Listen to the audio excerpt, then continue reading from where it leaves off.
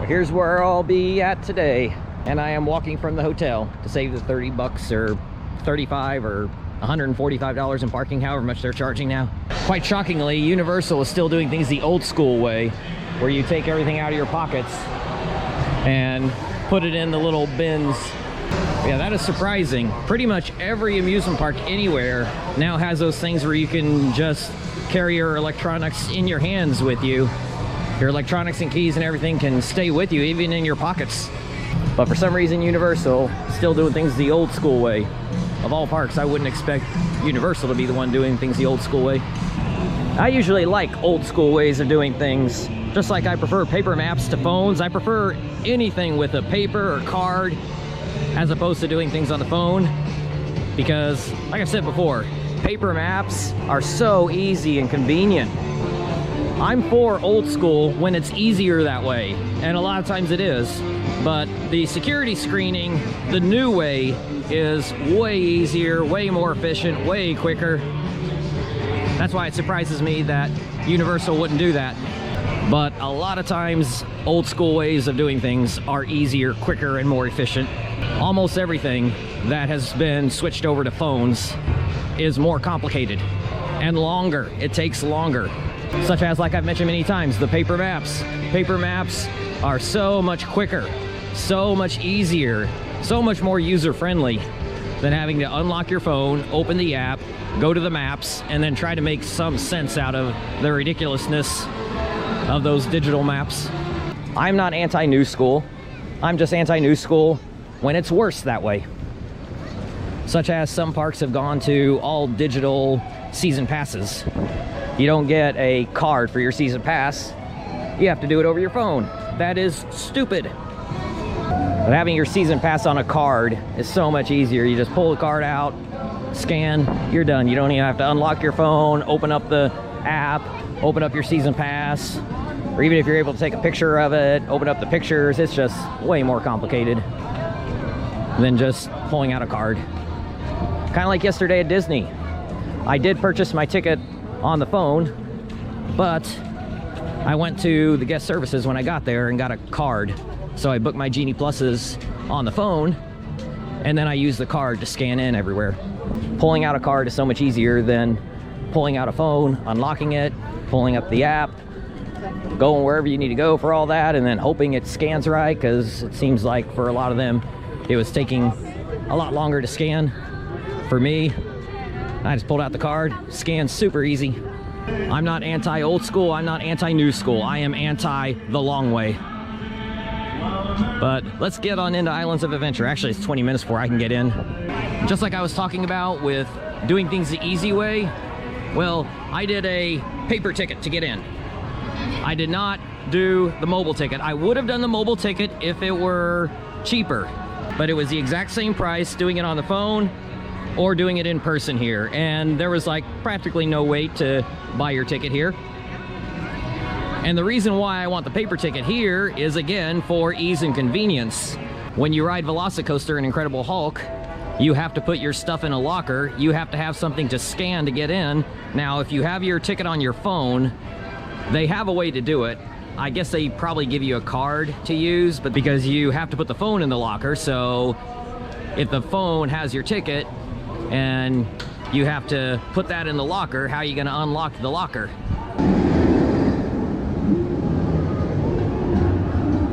It says a 15-minute wait for Velocicoaster and over an hour for Hagrid during early entry.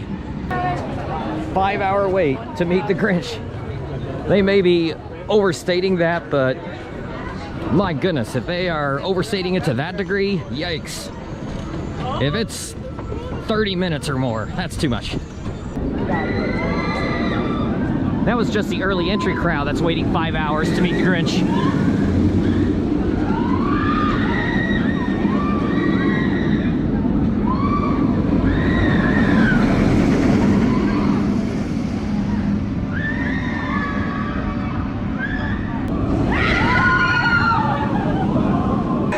Looks like we're gonna be almost walking right into the lockers, or we might be.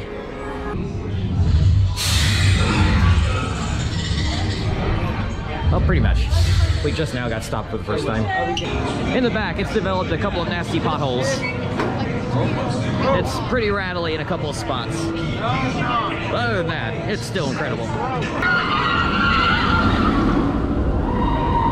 I waited for the front row this time. It is so much smoother in the front than in the back. That was incredible. Riding in the back's a bit rough, and the airtime isn't as good. Strange to say that, but the airtime's better in the front. It says 25 minutes, but that's not bad, especially when this entire area is still empty. Make sure you're checking the side of your bag at our test locker located. I did another front row ride on Velocicoaster. Now moving on, Hagrid's is down to a 40-minute wait. I was looking at wait times yesterday while I was at Hollywood Studios, and wait times were all very reasonable here. A lot shorter than at Hollywood Studios, at least for most of the day over there. The crowd really thinned out, at least for the lines. It really thinned out towards the end. But they were reasonable all day here, except for Hagrid's. Yeah, but still at 40. I better jump in it before it jumps up. And I've heard that the single rider is as stupid here as it is on Velocicoaster. So my wait was 30 minutes. Advertising 40, it only took 30. And there were a lot of people using the single rider line, including a gigantic family using the single rider line, which is just doesn't make any sense. If you're a huge family, you ought to all ride together in the regular line. The first person in your humongous family is going to have to wait for the last one to get through. It's going to take about 10 to 12 trains to get everyone in your family through, and the first one has to wait on the last one, so you might as well just all go in the regular line.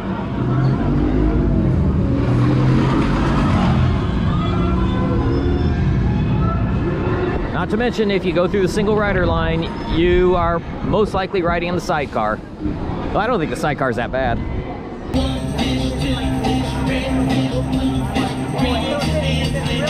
To get to the Grinch Christmas show, I didn't realize how far outside of Islands of Adventure we were going. We're going into the depths. We're almost all the way over to Universal.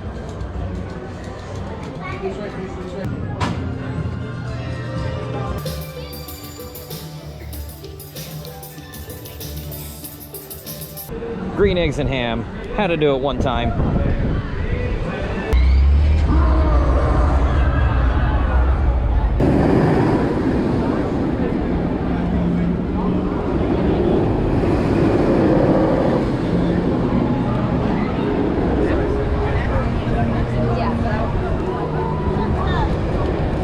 Incredible Hulk was listed as a 25-minute wait, but it was a walk-on.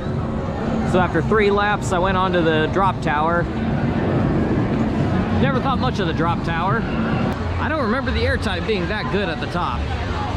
That was a great pop of ejector airtime at the top. Now there's no real drop to this. It's more about the launch up and the airtime you get at the top. Wait times have been very manageable so far, especially since I did Velocicoaster 3 times early before the line built. Usually for me at amusement parks, the water rides, I skip them. Except for this one. This is a must ride every time I come here. This is one of the few rides that I say is worth getting a little wet. And part of that is that you don't get soaked. If you want to get the wettest, you want to sit in the front, on the sides. For the driest ride, in the back, in the middle.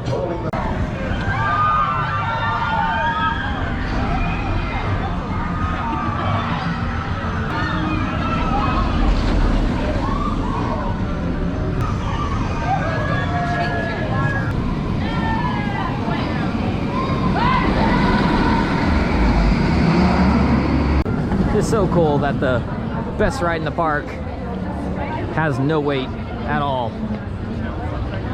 I've literally been walking right on. That was a great way to end the night.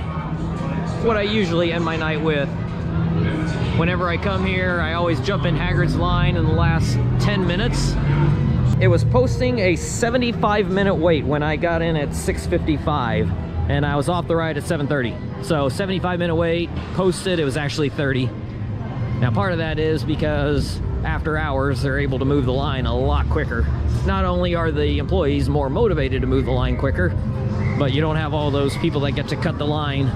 Express Pass still does not have access to Hagrid's, but there were a lot of people cutting in line towards the end of the ride.